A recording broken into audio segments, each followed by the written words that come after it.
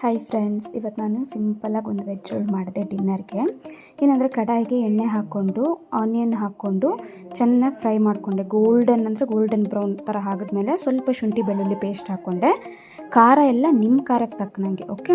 ಆಮೇಲೆ ಸಣ್ಣದಾಗಿ ಹೆಚ್ಚಿರುವಂಥ ಬೀನ್ಸ್ ಹಾಕಿ ಅದನ್ನು ಒಂದು ಸ್ವಲ್ಪ 2 ಮಿನಿಟ್ಸ್ ಫ್ರೈ ಆದಮೇಲೆ ಕ್ಯಾರೆಟ್ ಈ ಥರನೇ ಕಟ್ ಮಾಡ್ಕೊಳ್ಳಿ.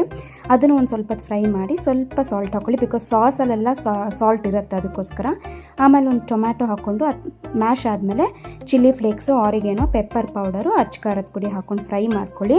ಆಮೇಲೆ red chilli sauce, tomato ketchup, ಸ್ವಲ್ಪ ಸೋಯಾ ಸಾಸ್ ಹಾಕ್ಕೊಂಡು ಚೆನ್ನಾಗಿ ಫ್ರೈ ಮಾಡಿಟ್ಕೊಳ್ಳಿ, ಓಕೆ. ಖಾರದ ಪುಡಿ ಸ್ವಲ್ಪ ನಂಗೆ ಖಾರ ಬೇಕು ನಮಗೆ, ಅದಕ್ಕೋಸ್ಕರ ಮತ್ತೆ ಹಾಕ್ಕೊಂಡೆ. ಆಮೇಲೆ ಚಪಾತಿ ಹಿಟ್ಟಿಗೆ ನಾನು ನಾರ್ಮಲ್ ಗೋಧಿ ಹಿಟ್ಟಿಗೆ ಬೇಕಿಂಗ್ ಪೌಡರ್, ಬೇಕಿಂಗ್ ಸೋಡಾ ಹಾಕಿ ಕಲಸಿಟ್ಕೊಂಡಿದ್ದೆ. ಅದನ್ನು ಈ ಥರ ಬೇಯಿಸಿಟ್ಕೊತಾ ಇದ್ದೀನಿ. ಬೇಯಿಸಿಟ್ಟಿರೋ ಚಪಾತಿ ಮೇಲೆ ಚಿಲ್ಲಿ ಸಾಸು, ಟೊಮೆಟೊ ಕೆಚಪ್ ಚೆನ್ನಾಗಿ ಸ್ಪ್ರೆಡ್ ಮಾಡಿಕೊಂಡು ಫಿಲ್ಲಿಂಗ್ಸ್ನ ಹಾಕ್ಕೊಂಡು ರೋಲ್ ಮಾಡಿದ್ರೆ ವೆಜಿಟೇಬಲ್ ರೋಲ್ ರೆಡಿ.